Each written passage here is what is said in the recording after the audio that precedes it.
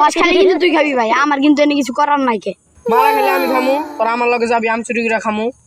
মামা আমি কিন্তু জানি আমি দেই সবাই ভিতর নাই। ভিতরে সব সদস মানুষের কাছে কাঁঠাল চুরি করছে, আম চুরি করছে, এটা কিছু না।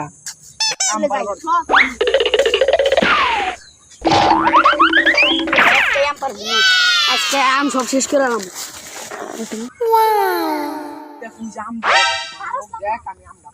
আমি গেতাছি মামা।